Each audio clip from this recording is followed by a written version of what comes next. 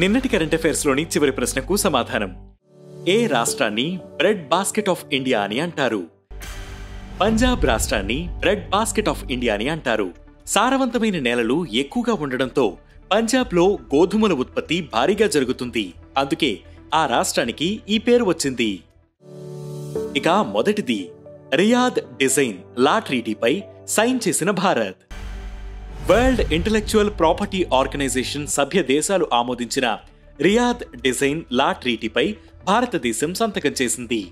ప్రపంచవ్యాప్తంగా industrial design registration ప్రక్రియలను సరళంగా, మరింత సమర్థవంతంగా అందుబాటులో ఉంచడం దీని లక్ష్యం.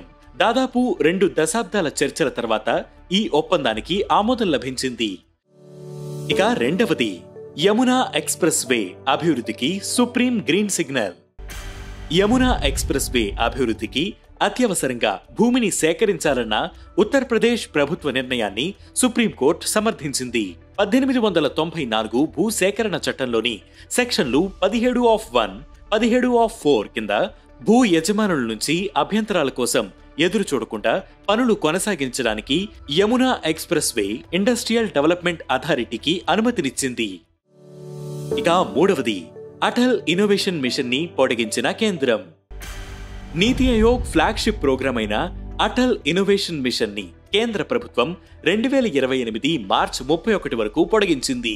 2016లో ప్రారంభించిన అటల్ ఇన్నోవేషన్ మిషన్ దేశవ్యాప్తంగా ఇన్నోవేషన్, ఎంటర్‌ప్రెన్యూర్‌షిప్ ని ప్రోత్సహించడంలో కీలక పాత్ర పోషించింది. అటల్ ఇన్నోవేషన్ మిషన్ 2.0 కోసం ప్రభుత్వం 2750 కోట్ల బడ్జెట్ ను కేటాయించింది.